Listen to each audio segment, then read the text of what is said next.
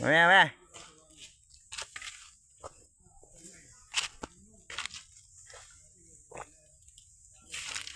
ลงมา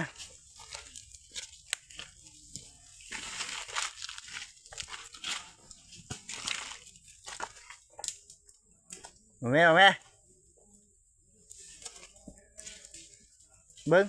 มาพี่มานะเจ๊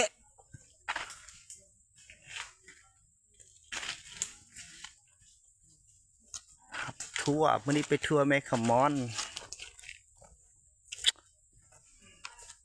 กลับมาไปนำสร้างตัวเก่าไปแม่คำกับแม่ขมอนวันนี้ครับทัวร์9:15ตอนนี้กำลังกลับแล้วทัวร์9:15จนว่าเดี๋ยวนี้จนฮอต11:30อยากกินข้าวแล้วภารกิจก็ยังบ่แล้วภารกิจบ่ได้กินข้าวพุ่นแหละ12:30 5:00นยังแล้ว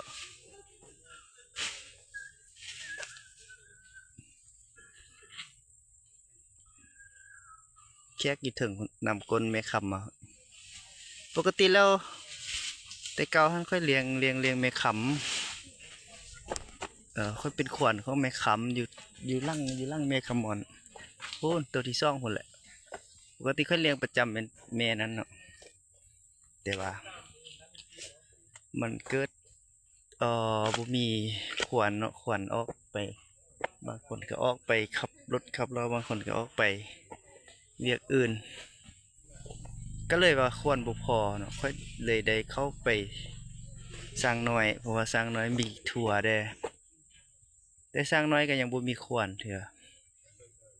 เพราะว่ามีสร้างน้อย2ตัวค่อยก็เลยไปทั้ง2ตัวแต่ว่าไปทั่วไปรับแขกก็จะไปแต่แม่บุญทรัพย์กับแม่แรม